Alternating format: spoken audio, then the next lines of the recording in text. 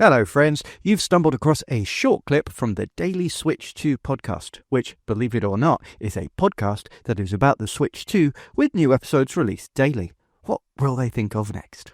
Basically, all the courses in this game are interconnected. They kind of lead into each other with interconnected roads. There's like a real map, and you can imagine if this was real life, I know exactly where these courses are in relation to each other. And once I've finished this course, okay, the other course is close to it, or the other course leads on from it, or there's a straight road that leads from this course to another course. And within the Grand Prix and the knockout tour, it's kind of a gimmick, but within the free roam mode, it becomes a bit more interesting because, as the name implies, free roam means that you can drive around and you can explore, and you can go wherever you want without time restrictions and without racing against other people. So you can explore and can try and find stuff. A little bit like what I said about that Cars game on the PS2, which I did enjoy. And similar to the Cars game on the PS2 that I enjoyed, there's lots of hidden things to find and lots of collectibles, and you can find challenges. You find P-switches, which give you challenge missions. Lots of collectibles dotted around the place, like Peach, Princess Toadstool. Peach has medals, medallions, whatever they are, and there are question blocks, block panels, and the like. The challenges and things that you get to do, I was about to say they're fun, and then I stopped myself because some of them aren't.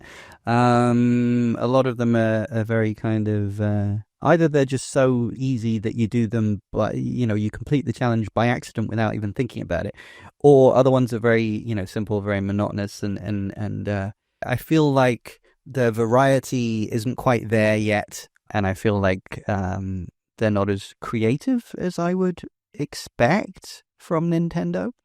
And also, the rewards that you get are not always particularly inspiring. For the majority of the time, you are collecting stickers, which can be used to customize your vehicles and your parts. None of them are that interesting or that exciting to me, but maybe that's just me. Maybe that's me. And I'm sure there will be some people that get really obsessed and want to collect all of them, and it's the most fun thing ever. If you have that kind of collector's mindset of you tick them all off and okay, and I need to find yeah, okay, cool. And it definitely does add a lot of replay value and a lot of well, I was going to say variety, but again, it's not really variety because a lot of the missions are fairly samey.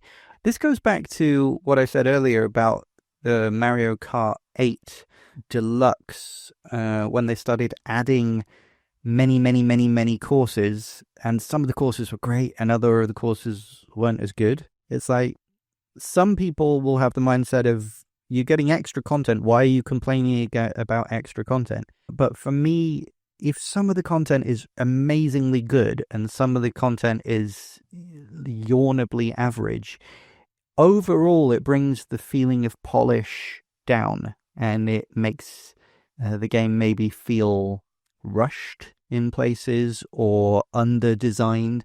And rushed and under-designed is not usually something that we're used to saying about Nintendo first-party games, especially not one that has taken 11 years to come out. I don't know. It's a little bit strange, but I do see from reviews that I'm not the only person that feels this way. So please don't get too mad at me. I know there will be some people listening to this who are fanboys who just want me to say that everything is 100% perfect. No, it's just because everything's not 100% perfect doesn't mean I hate the game. I don't. I like the game. I think people should buy it. I think people will have fun with the game. I have fun with the game. I'm going to play it a lot. I'm going to be playing it for years to come. I just hope maybe that the game gets updated over time and more and better challenges get added. Another thing that I hesitate because, this feels like the second time that I've compared Sonic to Mario. And that's a silly thing to do because I'll sound like a Sonic fanboy. It's a ridiculous thing to do because overall Mario games are always more polished than Sonic games. But I'm thinking about recently, or fairly recently, Sonic Frontiers. There were certain parts of that game that were very sparse and very felt unfinished or felt not great.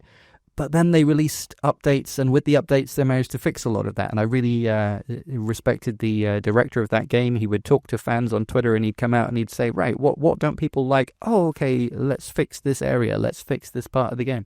And I can foresee that with Mario Kart World. Maybe Mario Kart World, especially with the open world nature of it, perhaps over time there can be updates and other areas will be built. Like if there's an area that's particularly sparse at the moment, maybe, a family of Goombas will move in and build a new business or plant a garden or something. And the areas might evolve over time. But of course, we don't know that right now, do we? So I can only go with what we've got so far. And what I can tell you is in the free roam mode, it's a really interesting idea. I want to love it. I want to, but I don't know. I don't know, man. I said I don't know, man, twice in the last podcast, and when I went back editing it together, I realized I sounded like Scott the Woz when he's doing his Scott Stash rambles. But literally, that's how I feel. Not I feel like Scott the Woz, but I feel like I don't know what to say. It's like it's not terrible, the free roam mode, and there's lots to like about it. What do I like about it? I tell you what I like.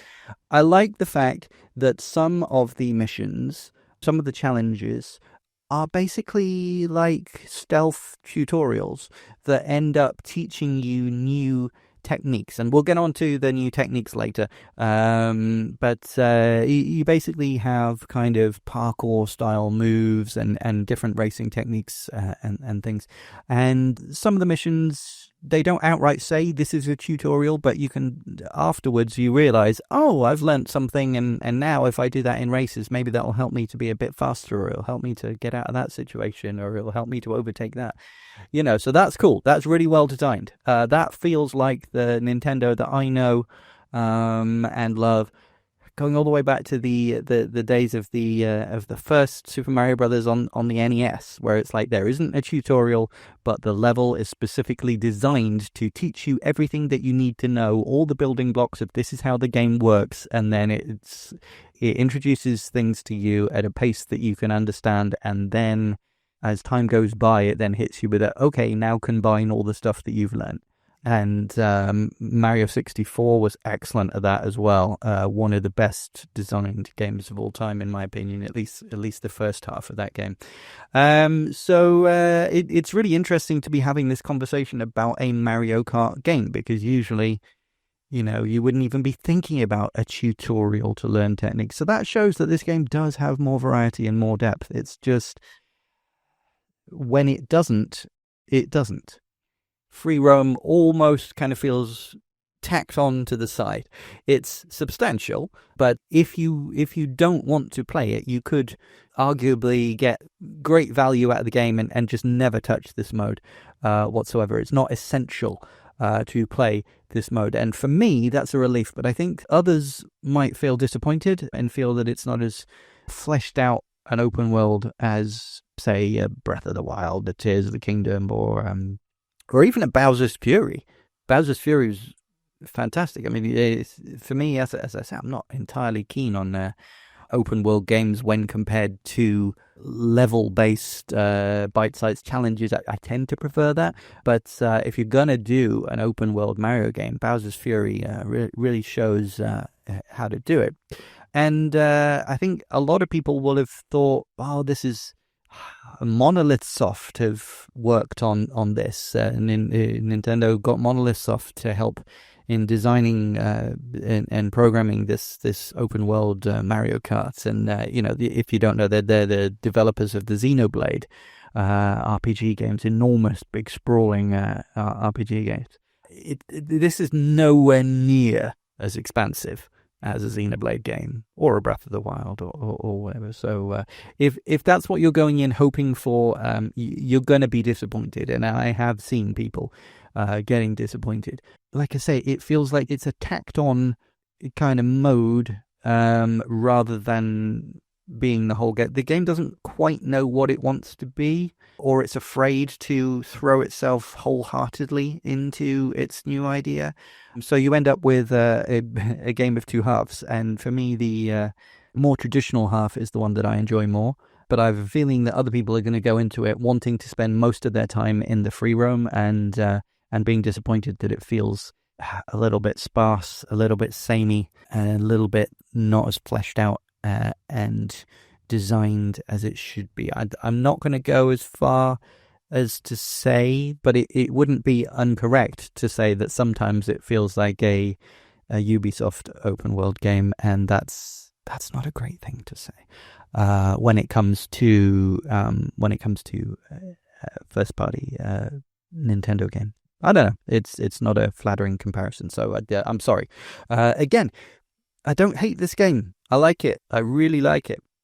Well, I really like lots of it. It's not as polished and perfect as I'd like it to be, and as I would have imagined it to be. It doesn't have that same, oh wow, everything about this is perfect, which is what I and many people felt when we first played Mario Kart 8. But this is bigger and more substantial and has more variety. So it's interesting. It's interesting to compare the two. I don't know. Well, that was funny / sad / informative / stupid, wasn't it? Feel free to mentally redact to make that make sense with the clip that you just heard. I don't know what it was. I'm just recording a bumper. But if you enjoyed the clip, please give it a like. If you'd like to hear more, click subscribe, and you can find all the ways to listen to and support the full daily podcast at linktree/dailyswitch2. That's linktr.ee/dailyswitch2. Let's go! Did I sound like I mean that? I do. I really do.